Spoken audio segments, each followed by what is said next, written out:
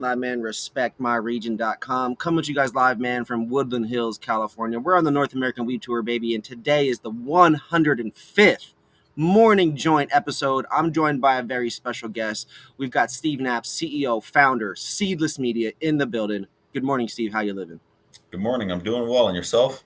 I'm having a great day, man. It's a pleasure to have you on. It's truly an honor to get to learn from you and to be working with you on this project.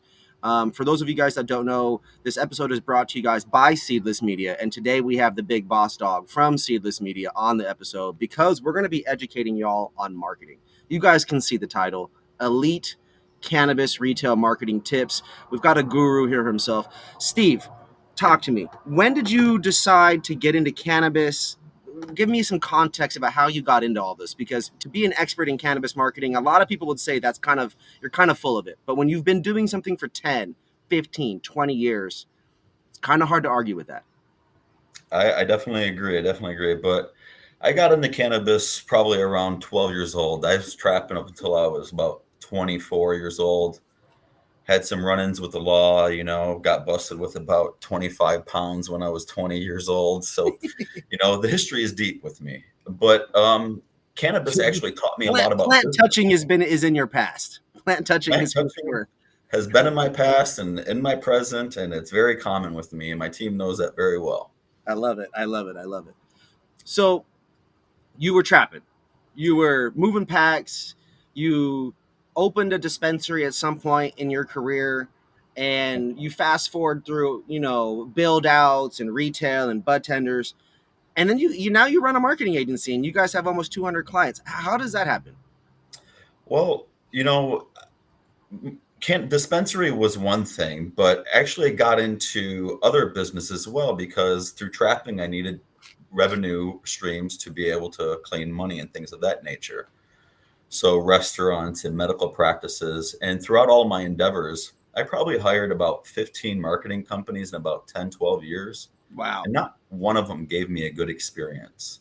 Wow. They all took advantage of my lack of education at the time and took granted for my money and didn't communicate, and they would break my stuff and ruin my website, and I would have to learn SEO and learn, PPC and learn all these things to keep my businesses running, because every time I opened a business, I knew that I needed marketing to actually make that endeavor successful. It's this balance between, you don't just want to exist. You don't just open a business just to be, oh, look, we're open today, open signs on. No, you're in it to make money and grow, right? And scale it. And people often, I'll say, mislabel marketing. Oh, you don't need it. We're okay. We're here. We're doing it. We're making it. And it's like, do you have any concept of growth and any process and steps to get to that? And that's where marketing, it's hard, but not impossible to get ROI. It's hard, but not impossible to get return on spend, right? But this is where you came in. You were having a bunch of bad experiences with people. Like you said, they were breaking websites. We've got a website right now that's not doing so hot, right? And we're experiencing that from a former agency. And so we're going to help you out with that. I totally relate to these issues that you and other small business have experienced. And this is why I really wanted to kind of peel back, what does cannabis marketing really umbrella in this current day and age? It's 2024. There's TikToks and live streams, and we're on a podcast. So what do you guys do and specialize in for cannabis retail marketing, or just cannabis marketing in 2024? We specialize in digital marketing, actually.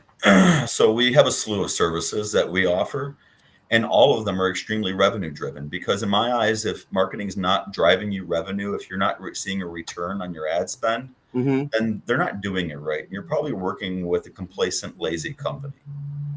It's my experience, and I haven't had any other experience other than building this company. And our clients that work with us actually share the exact opposite experiences that I had, because I make sure that our team does that. Nobody makes money without marketing except for the mint, period. They print their money. Right. Even trappers, they got to get out there and they got to represent. They got to be in the scene. They got to be in front of people. They got to be popular. They got to make money too. And that's the form of marketing for them. But once you get into the legal side, there's digital marketing that you can do, actually. And there's a lot of regulations and restrictions that people don't understand for the cannabis industry. And they vary state by state oftentimes. We're not Canada and federally legal, we have, I don't know how many states are legal today, but we literally have what, 40 different sets of rules, right? Oh, more than that, actually. And we have a legal team actually that keeps our company current on what the regulations and state by state legislation is, so we can make sure that we're marketing appropriately for our client and getting them the return on their ad spend. That's important because people don't realize that they can get sued for a variety of inappropriate marketing or illegal marketing or non-compliant. There's a variety of words that all apply, definitely, to, Yeah. depending on the situation, right? And the bottom line is if you're not doing it, somebody else is doing it and they're staying in front of your customers and they're absorbing your audience and your traffic. And your You know, traffic is your customers and your revenue. that phrase. You know who Fat Joe the rapper is? Yesterday's price is not today's price, right, Steve? It's the It's truth. never going to be more affordable than today That's to absolutely accurate, acquire actually. customers, And right? one of the things that we specialize in, we pay attention to, because I've been in the industry in that fashion. Traditional financing is not there for all the small mom and pop companies. Mm-hmm. So we make sure that our pricing is affordable for everybody. Just because we're a large company doesn't mean our pricing is always large. Absolutely. That was one of the things that I made sure to talk to you guys about specifically early on was, yo, man, I'm concerned. All these agencies that I know, they start off with these numbers, 2,500, 3,500, and it's because they want to price out a certain kind of customer. So that way they're like, they know what their target is, and that's great. But what about those people that are smaller? What about those dispensaries that still are open? What about those social equity guys? They don't know much and they don't have a lot of money.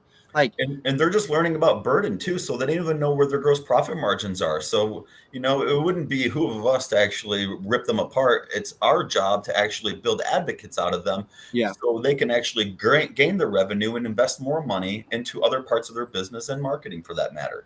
there's I always say marketing is a tool, but I liken it to weapons. And I know that that sounds aggressive and, oh my God, killing and all these different things. But the reality is I'm trying to kill it with these We're weapons. trying to kill it for all of our We're trying to customers. kill That's it the for all truth. of our, we want to kill it for all of our clients, right? We want people to be able to see this weapon and be like, all right, text messaging to people that haven't visited in this long. Let me sniper rifle to those segment and let me get them, right? We're hunting for customers, right? Yep. And for our clients. And so the reason I mention this is because when you're a small dispensary and you're doing less than 200,000 in revenue, you're a small business. You're doing less than 200,000 in revenue a month, you're a small business. You're doing less than 100,000, you're a real small business, You're just right? getting started. You're a You're startup. just getting, or maybe you've been around for a long time and you're just floundering at that.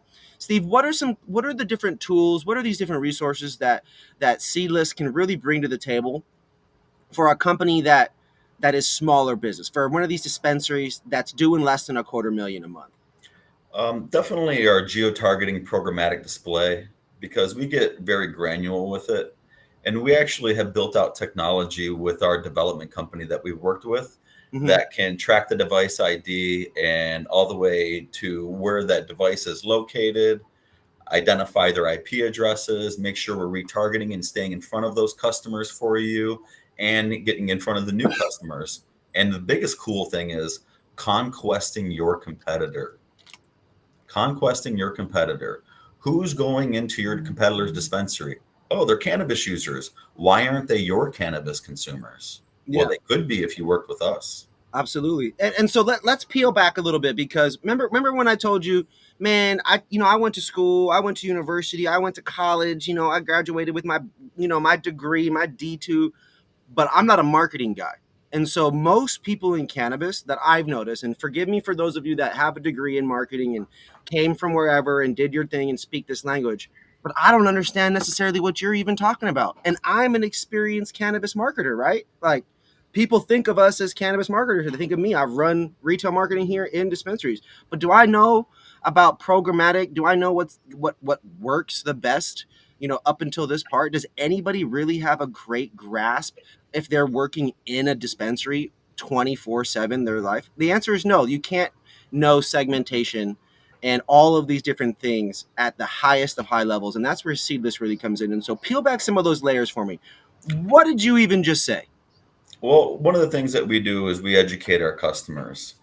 And we educate our customers on a few things, but one thing that's really important is this device that I'm holding here in my hand. And that has an IP. It has an address, It has right? a device ID. Okay. But this device ID actually hooks to IP addresses wherever I go when I have my Wi-Fi on. So that when it's bouncing, when I'm at the airport and there's 57 of them, it's sending signals back and forth from these Wi-Fi It routers. really is. It really is. And when you go into a busy dispensary or any busy place, what is the average person doing?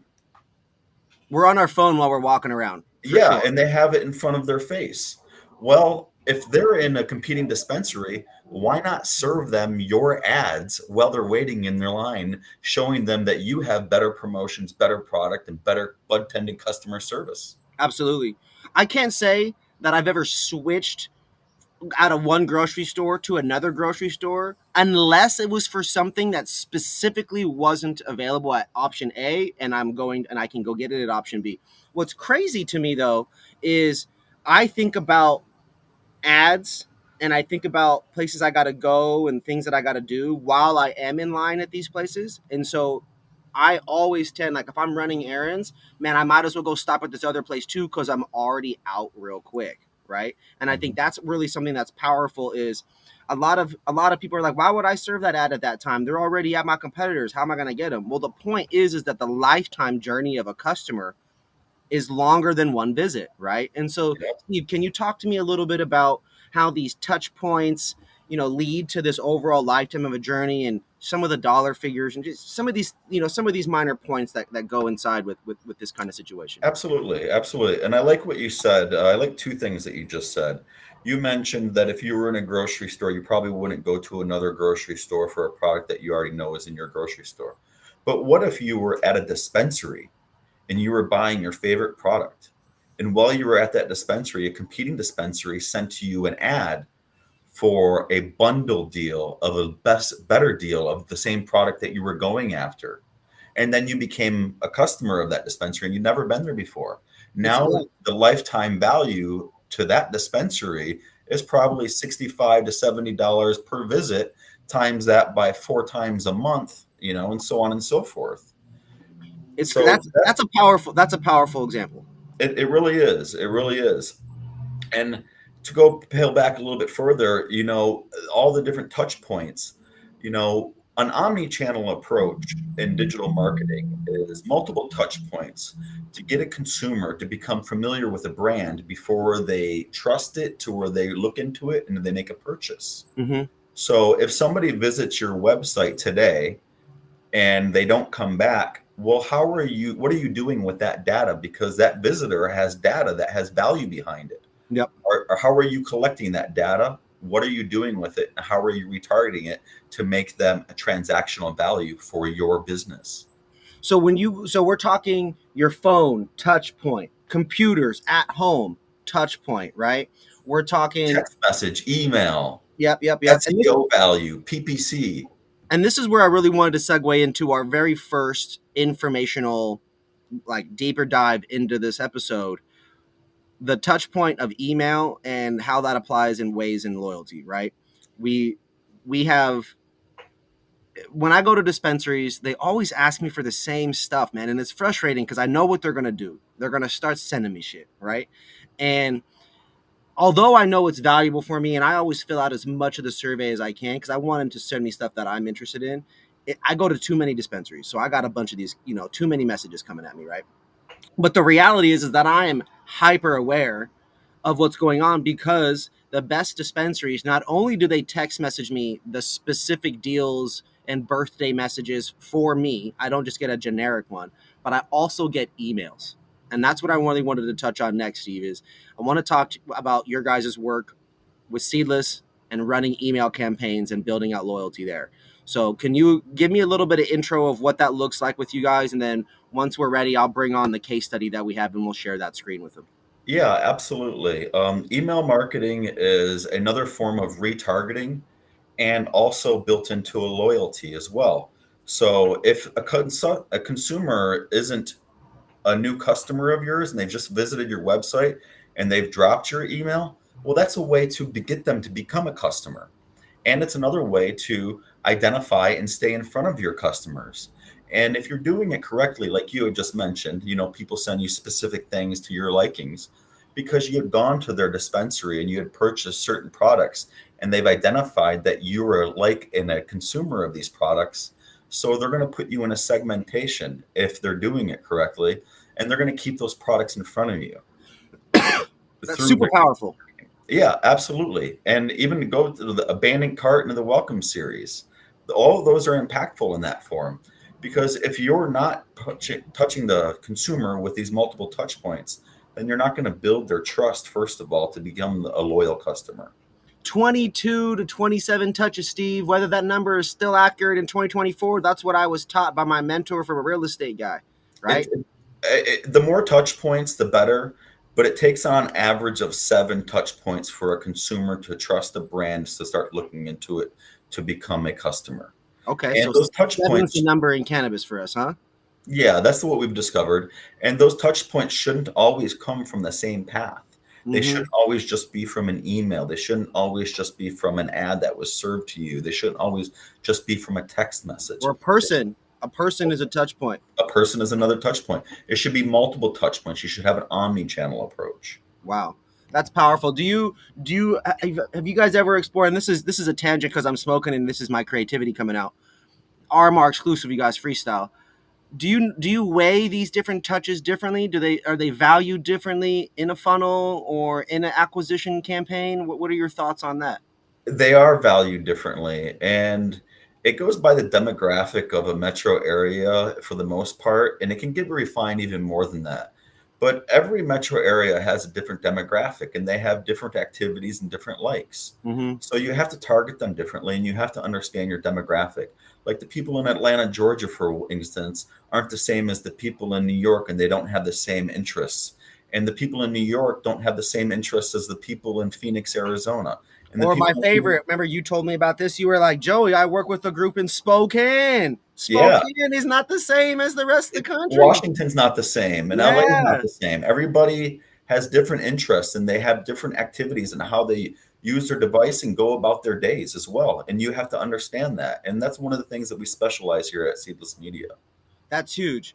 That's huge. That's huge. You guys, you got to really understand is how to speak to your audience. And for me, one of the most attractive parts about Seedless is understanding their audience, both in terms of how we engage each other and how our agency serves their agency, how our publication works seamlessly with them, and then also too how they really psychologically curate and think about the campaigns for their clients.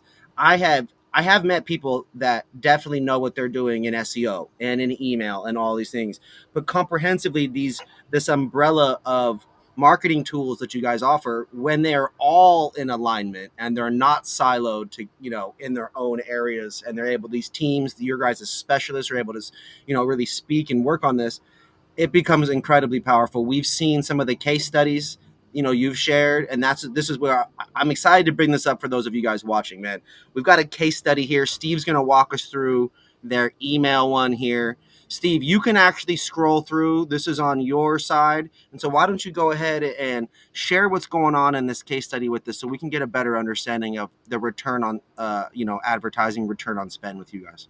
Yeah, absolutely. So this particular case study is an email marketing case study, and where it's from is from a client of ours called Realize Hemp, who is very proud of our services and allowed us to make a case study off of their services as well. And what you're seeing is actual $117,000 from email marketing alone for a 30-day period. Wow, And this is 206% increase from the previous period. that's incredible. That's a lot more money all of a sudden out of nowhere. Absolutely. It definitely is, especially if you're only spending $1,500 or $2,000 on this service per month. Wow. So let me get this straight. $2,000 for $100,000 increase. Am I getting that right? I believe this one was a $1,500 campaign, actually. That's crazy. And am I correct by saying hemp ecom, the THCA market, although it's getting a lot of buzz in the media for whatever reason, good, bad, or whatever, this is real money that really just happened through This ecom, is real correct? money. And actually, this is one of those clients, actually. This is one of those companies, because Realize is an e-com brand, and they don't sell just THC products. They sell THCA, HHC, So they're a Delta-9, they're all a the cannabinoid derivatives. company. And one of the reasons this was so successful is because we understand all of the different markets that they're servicing in and how to target and segment each of those different markets. Beautiful, beautiful, beautiful. Also, too, you guys, sorry for changing the view on this. I just discovered that it's able to show like this instead of having us be the size of ants. So we're gonna stick with this size. Please continue there, Steve. I apologize for the Yeah, interruption. like this blast right here that our team created. And I'm a really huge fan of this company, tell you the truth. I buy their products. I'm on a subscription because they're fantastic. I love their adios cookies. They put me to sleep, and I've given them to my team members, and my team says adios.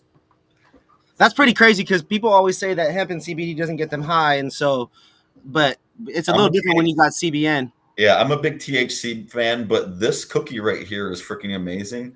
And even their drink mix is amazing. But this email blast alone, just one email blast, curated 13 grand for them. So, can you peel back some of those layers? How does that happen? How can you go from getting whatever they were getting before, maybe 500 to 5,000 if they were lucky on a crazy day? What was so different with you guys running with the controller in your hand? Well, one of the things that we do is we dissect their email list, and we identify what the consumers are looking at, and we identify how they're active throughout their day and when they need to receive these emails as well. So that's So so it's like you're timing a good opportunity, and that opportunity is right in front of the perfect group of fish. absolutely. So this email particularly, it didn't go to their whole entire email Yep. list. It went to the people that purchased their gummies, their Adios cookies, and their drink mix. So it was like probably a combination of like the people that frequently bought the most of those three items and bought in larger quantities. And we also put the new segments in there. So they weren't a new, if they weren't a customer already, Yeah. then we added them into the segmentation immediately. Yep. Get some data from that new group as well. Absolutely. And that's what I mean when I expressed earlier. What are you doing with your data that's going to your website? Because it's valuable. It's all Mhm. data. All of the data, you guys, is it being utilized? Is there more to this case study, Steve? There is a little bit more, I think, actually. Hmm. Yeah, there is You a got little bit me more. hooked. Look at this. The This is automation email, right? Yep, automation flows is really important. And that helps us put together your customers in the certain segmentations that they go in. So this goes to your welcome flows and to your abandoned cart. And the cool thing is, a lot of people say abandoned cart can't be done with cannabis. Well, we do it. What would you say? How in what ways are you able to see success with the abandoned carts? Abandoned cart is very successful, actually, because if somebody puts something in their basket and they don't finish that purchase, it's our job to stay in front of them and follow up so we can make that purchase a transaction, or make that basket item that was abandoned a transaction. So when you're talking automated flow, right? Abandoned carts and these other types of segmentations, it could be you could have a 7 day or 30 day automated flow campaign where you're touching all these different segments and creating and customizing, um, the right deals, the right BOGOs, the right just discounts and promotions, holiday things, and you're able And just to schedule that out for these retailers for them, absolutely, and specific to the product that was abandoned in the cart. and specific to products being in the cart. So what is when products are selected into a cart, that means that it was like 75-85% of the way to the sale. Like it was picked, right? It was there almost. It was there. It It was was at the one. there. It was at the 1 yard line. And Yep. so those products, although they may not be, a completed sale indicates, oh yeah, this was a unit mover, right? It moved a unit off the shelf. This is indicative that it's still a popular item, or at least enough to be selected and get to the 1 yard line. Absolutely. And people that don't have abandoned cart flow, they're missing out on 90% or more of those abandoned carts, those sales that could have been Yeah, completed. higher probability sales. Yep. And with our abandoned cart, actually, we've done some, we're a data company as well as we are a service company and a marketing company, but we're always looking at the data. And we win back 60 to 70% of all abandoned carts for all of our customers that do email marketing with us. Wow. So if anybody just has a number out there, so let's take it a moment here. Let's make this glaringly obvious for him, Steve. I'm a dispensary. I'm struggling with my taxes. I'm firing people. I'm considering working less or working remote or taking a pay cut because our business has all these other expenses that we didn't do a good job accounting for. You're telling me that 60% of my abandoned cart revenue could be brought back, aka if we spend, you know, $1,500. 1500 $1,500, they're able to bring back 60% of whatever they lost in the last 6 months, or it's 9 months into 2024. In the last 9 months, a flow campaign could be created for the abandoned cart dollars. That's Well, I insane. wouldn't say the last 9 months, but from the time that you start with us and your email marketing, and we put those flows up, we'll Hmm. win back some of those old abandoned carts at a lower percentage because they're almost dead sales, you But know. over time, right? But the more present they are in this fashion in Yep. real time is the opportunity to win back. Just like we tell our sales team, if you don't do proper follow up, then it's a dead lead. 100%. 100%. So wow, absolutely incredible, man. The ability for you guys to 60% of abandoned cart revenue. I'm sure you guys have other statistics and other data points surrounding, email and, reacquiring this lost money, or segmenting towards, with intention and purpose towards new direction. Can you speak on what you've noticed as just some of the more popular segmentation, just basic segmentation, demographics, if you could? Well, it's case by case, tell you the truth. Mm-hmm. And that's how we identify it. We don't look at any of our clients as the same. We take a different approach to all of our clients. Whether you're a nationwide e-com brand, whether you're a dispensary in Detroit, or whether you're a retail brand that's in a retail front in LA. Mm-hmm. So email, that's one of the touch points. It's one of them. One of the most powerful ones. 60%. You talk about $100,000 extra brought in. That's incredible. 117 actually in 1 month, 30 Oh days. my gosh, that's I can't imagine what that would do for some of these dispensaries and some of the most saturated marketplaces, right? Yeah, absolutely. Some of And these some cities. of the nationwide e-com brands that are trying to, capture the whole entire nation as their audience. You got to know how to do that properly. So some of these so HHC, THCA, THCP, minor cannabinoids, right? Yeah. This hemp and things like that. Um, And speaking of that, this company and their brand, I got the Adios cookies right here oh, look at him. He's stay. You because know I'm what? I'm a You stay fan. Like, ready. I've never been a THCA fan. I never thought it was anything good, but this company puts out great products, and I'm on a subscription to them, and I share them with our team. That's amazing. That's amazing. I find it interesting. Cannabis and hemp, obviously, and THCA, right? Like they're the same. They're different. It's consumer consumer. There's so much there. But all of that said, this is real dollars. Like I'm absolutely blown away. Like I can't think of how many dispensaries are spending money that they don't need to be spending on weed maps, and then they got all these empty carts all over the place. Like to me, that's just like I'm gonna walk into a dispensary and be like, all right, damn, they're seeing a cool 80 to 100 people a day. They got their menus whack online, whatever, blah blah blah. Like the worse your digital experience, the lower your conversion rate is, right? Yep. And the unfortunate thing about weed maps, the more people spend money on weed maps, is they don't get to keep that data. That's not their data. That's weed Yeah. maps data. So you don't get to all your money with weed maps. It's tough, man. That's tough. It's tough to get people off of one platform onto another. You're only ever going to convert a percentage of that, not 100, right? It's so tough.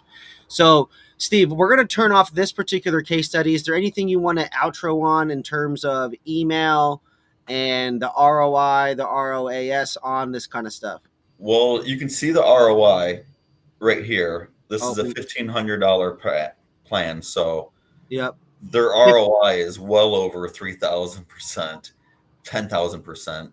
Um, if you're not doing it, you're losing out. I'm sorry, period. That's Your competitors are taking your traffic and converting your traffic into sales if you're not using email marketing and doing it properly. There are people out there doing it in the hemp space. There's an example right there. Yep. And in cannabis, you're doing the same thing for retailers. Absolutely. We do it for dispensaries as well, but I got something even cooler to share with you about dispensaries. What do we got? What do we got? Oh damn, he's hitting us with a different one, you guys. This is Hold on one oh second. Give me 1 second, would you? yeah. Well, here we go. I'm gonna pull up one specific. Sorry, you guys, we're bouncing you Now, around. I this know it's client here, this. they're no worries. There we go. This client right There we here, go. they're a We're good. multi-location chain. We work with, Okay. small dispensaries. We work with chains of dispensaries. And this is about our programmatic display geotargeting functions. So programmatic display geotargeting And functions. correct. So programmatic display is one service. And we add our technology to geotarget certain locations. So Okay. this client is our only Arizona client, actually.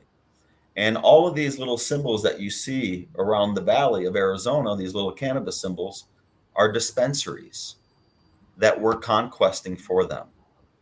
Yep. So everybody that goes into these dispensaries, we already know they're cannabis consumers. So outside of our segmentations, like cannabis consumers, concert goers, people who use delivery apps, we're finding them directly of where they go because they have to go to a specific location to purchase their cannabis. And we Well, I want to capture their touch on a device key point ID. there. People that are going where and doing what? People that are going to a dispensary to purchase their cannabis, they can't purchase it online. They have to show up to a physical location, make a transaction with a bud tender. So No, we know where the they're going types to. of people, Steve. The people you said delivery apps, and what were those four things? Three Oh, for things? our segmentations. Yeah, Those are yeah. segmentations. Anybody that uses a delivery app or a delivery service, Wow. we automatically identify the activity of the device. Anybody that's a concert goer, we automatically identify the activity of the device. And Powerful. anybody that is looking for cannabis. Yeah, naturally. And then we can also find them exactly where they're going to purchase their cannabis Yep. because they actually have to do it at a physical location unless they're having it delivered to them. So those segmentations combined with the right advertising, and so it's like you're tracking and tracing and finding these people. You guys call it conquesting. Well, conquesting is when we're serving ads to your competitor directly. Okay, so that's the additional layer to that. Yep. And the segmentations is when we're actually pulling activity of a population out of an audience. And then we're gathering that audience for that client and handing it over to them. So you guys wrangle up a bunch of people in these areas that is the right demographics based on where their phone goes and their searches, right? And the apps that they use, right? And the Yep. sites that they visit. And then let's say that's for, a small town in New Jersey or a neighborhood of a section of the New York City or Woodland Hills, Los Angeles, right?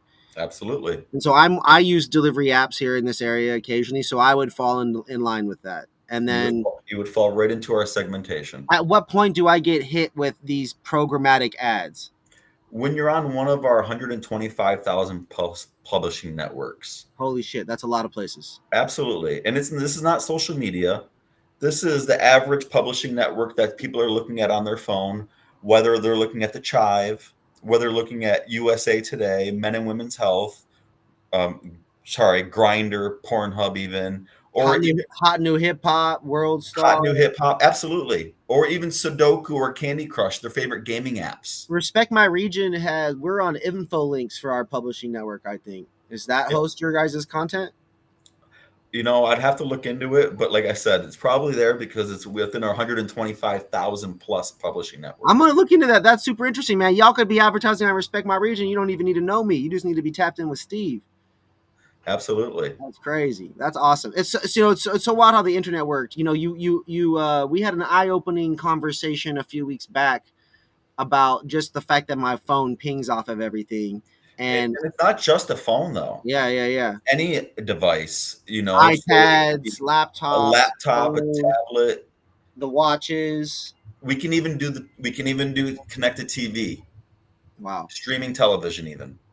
it's very powerful. So And you we guys are able to serve ads and or content to people on any of the device correct.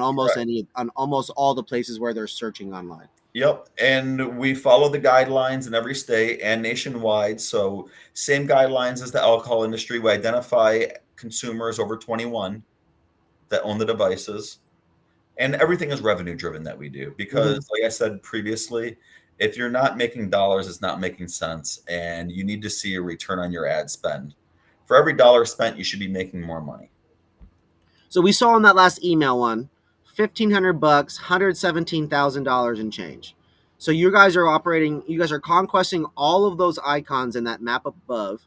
And then you guys ran, at least on this current one, the results are coming up next. So it says Yep. So sold these were all flowers dispensaries display. that all these icons were dispensaries that we are You served conquesting. ads to those customers. Correct. That go into those dispensaries, and we're serving those ads only for one specific customer. Okay. So they get to use all of these dispensaries to gather their audience as well. So I'm a dispensary. I'm trying to I got 16 people in my city. That's like Lompoc, right? Uh and then there's like Everett where Mitch lives. He's got like 30 dispensaries there in Everett or some crazy shit. So if I was one of them, I could call you up and I'd be able to be like, "Look, I want to conquest my competitors in my immediate area and the Yep. surrounding layers." So that way if someone comes in, they get hit with my stuff. I want this deal to this group and this deal to this one. You guys pick the segments and go. Absolutely. Dangerous. All right, what do we got on the results, man? Talk some numbers to me, Steve. So the numbers is where I get tickled pink. This client, like I said, they have multiple locations.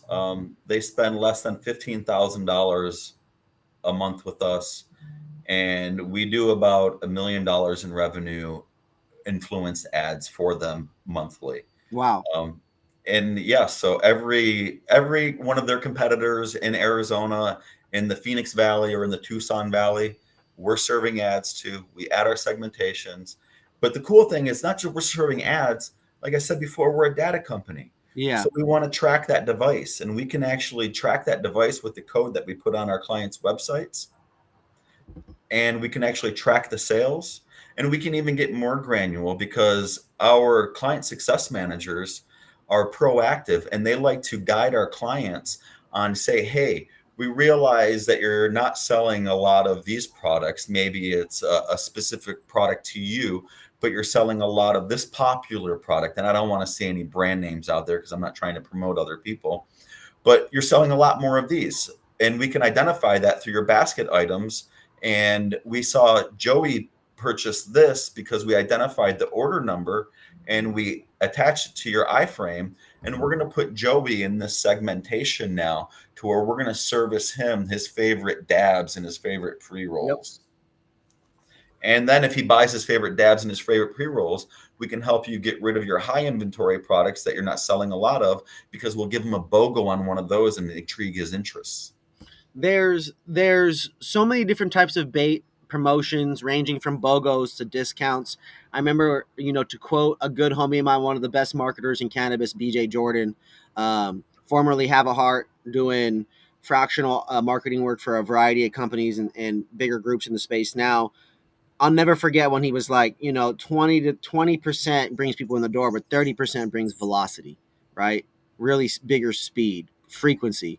And so you guys got to think like, if you guys can understand your numbers and your margins, and this is me speaking to retailers, if retailers can really understand their numbers and margins for every single product and brand, and they can really know it, know the ins and outs and breathe and live that, then you're able to be more creative because you identify wiggle room opportunities. It does take things like 10% or understanding to be able to do quick math. You guys, 10% of a $15 product is $1.50. 20% is $3. $20 product, $2 and $4. You guys got to understand how to do this math faster so you can create these promotions. But if you can't do that, good resource is Seedless Media because they've been creating these promotions for a long time. And now, Steve, I don't want to misquote you, But I remember something about you saying about your programmatic ads, about how many different advertising variations you guys do, like the copy, the ads. Can you elaborate on that a little bit? Yeah, absolutely. We like to make sure that we're able to be in depth with our customers as possible to make sure that we're capturing and staying in front of their audience as much as possible. So when we create ads, do all the creatives for our clients. It's built into the purchase or the service that you're purchasing. And with this particular one, we do all the creatives for our clients. And we do 9 different sizes so we can serve those ads on multiple devices, multiple platforms, and any publishing network out there. We don't want to miss an opportunity for our clients. So we do 9 different sizes, and that's how we stay in front of the audience for our customers because they're not always going to be on their phone. Sometimes they might be on a tablet playing Candy Crush, and Candy Crush needs a different ad than Newsweek today. Absolutely. I think, again, speaking to the audience within, or that is supportive or engagement worthy, or engagement active, on these various publications, right? Respect My Region, Music, Cannabis, Sports, Grinder, a certain thing, Wall Street Journal, a certain thing, Benzinga, a certain thing. All these different sites have certain demographics, right? I know we've seen groups that have advertised on porn sites. We see groups advertise on sex sites. We see mom sites. We see women's sites. We see parenting sites. There is every kind of website in the world, you guys out there. Yep. And so to really get a better understanding of your numbers and who is in your area around you, who lives around you, knowing those things is incredibly powerful. Steve, walk me through some of these details here on the results. I just want you to reiterate them so that way people can really truly I, grasp the gravity of spending money with you guys and what it looks like. What is the juice that they get from the I squeeze? want to touch base on what you just talked about on the different, variations of websites and publishing networks and things of that nature. Once again, that goes by the interest of a demographic of a regional or a metropolitan area. Like I hate to say it, people in Texas, they look at Pornhub more than anything else. And people in New York are looking at New York Times more than anywhere else in the country. And so it's our job, and we have built in tools as well to identify what the demographics interests are to start serving those ads in those areas to those publishing networks for our customers to manage and control their consumer interest. Understanding sociological trends, where Correct. traffic is at any one time on a day-to-day basis, whether it's trending search traffic, whether it's deal searching. I mean, I'm not going on Zillow to go buy a car. I'm going on Zillow to buy a house. So it's understanding where people are going for certain things. I do want to shout out Leafly and shout out Weed Maps because, for better or for worse, they've got their communities, they've got their search traffic, and it helped build the online digital landscape for cannabis.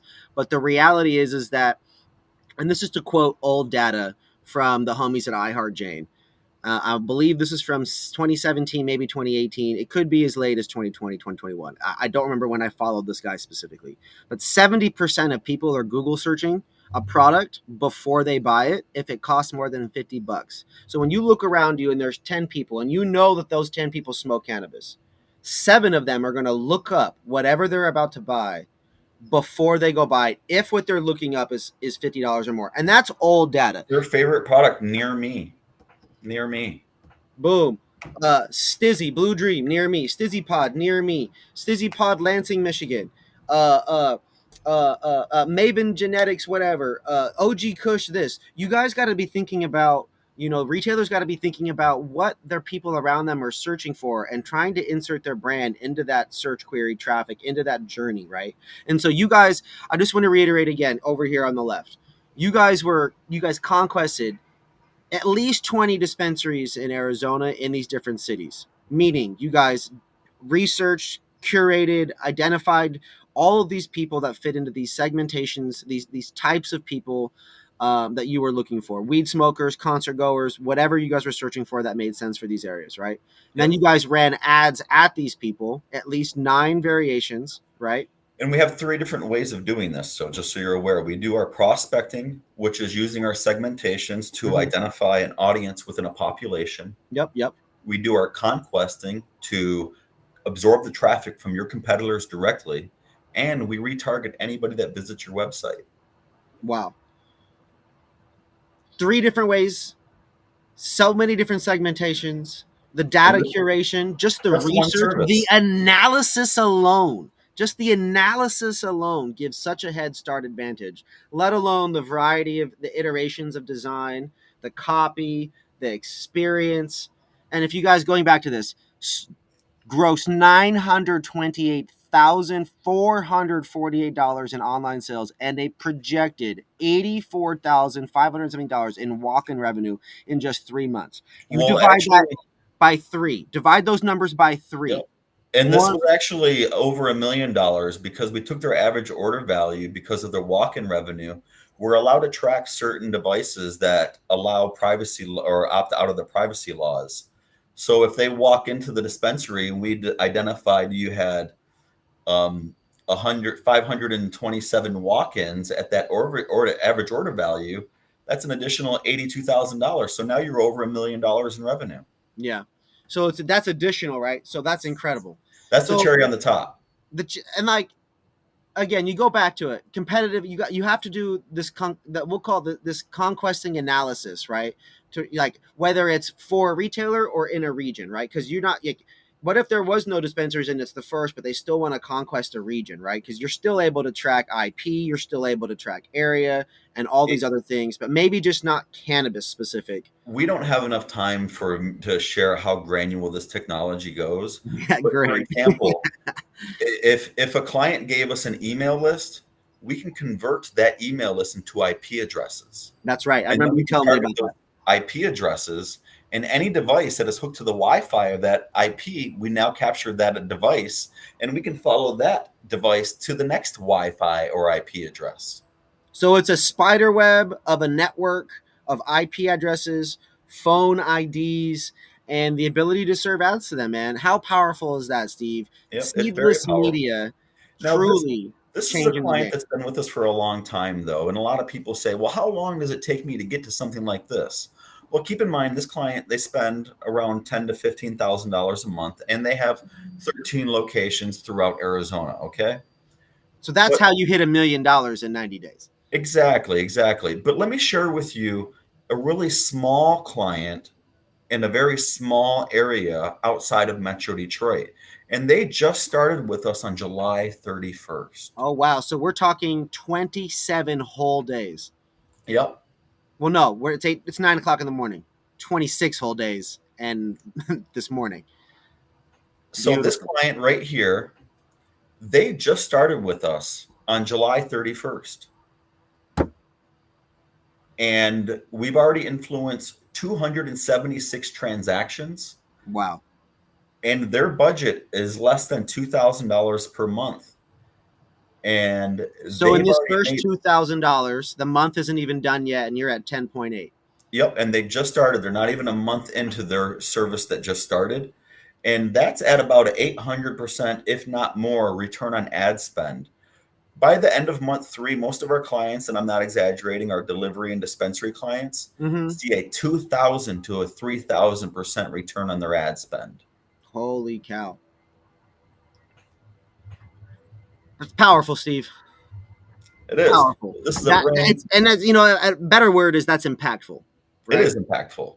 Yeah. And that's what we're trying to do is we're trying to make an impact on our clients' business so they can be successful. Because the fact of the matter is there's a lot of dispensaries, there's a lot of retail brands, and there's a lot of delivery services out there. And just like any other vertical, the ones that are marketing the best are the ones that are going to thrive. Most definitely. You guys, yesterday's price, not today's price when it comes to customer acquisition and many other things in life. For now, though, you guys can reach out to Steve. He'll hook you guys up on some kind of, game plan, campaign strategy, analysis. Maybe you guys are going to go conquistadoring in your own region with your guys' own, dispensaries that you're trying to get. But one way or the other, in my world, Seedless is one of, if not the most powerful marketing agency that we've seen in cannabis. They have our recommendation, and they are also the sponsor for this episode. So, Steve, it was an honor to have you as today's guest. I appreciate you coming in and sharing your insights and, giving us game, walking us through the 2 case studies for email and programmatic display today. I look forward to having you guys back on here in September. We're going to be bringing you back on to chat about some other different services and sharing some other case studies. And so, for those of you that are interested in learning more, be sure to stay tapped in and tuned in, because I'll let you guys know when we have Steve back on coming up here again in a few weeks. And for now, though, you guys can always reach out. Steve, what's the best way for people to reach out to Seedless or get a hold of you? Our website, seedless.media. That's our URL, www.seedless.media. Or I'm always over on LinkedIn, because we've got a huge audience on LinkedIn and we want to take care of all of our customers. And my only thing to say is try us. You'll like us. Let us crush it for you. What's your guys' website? www.seedless.media. All right, y'all, tap in. This was the 105th episode of the Morning Joint Podcast, brought to you guys by Respect My Region and Seedless Media. I love y'all. Have a great rest of your week. And today, Steve, is Taco Tuesday. So make sure you guys get some tacos and reach out I got to a great Steve. spot downstairs I'm going to today. Come on, man. Me too. I'm about to go hit it up. We got $1 tacos over at the Ralph's parking lot, man. Woodland Hills. You know where to find me, you guys. Steve, thank you again. It was a pleasure to have you. You guys reach out. We'll see you on the next episode. 105 Morning Joint Podcast. We'll see you next week.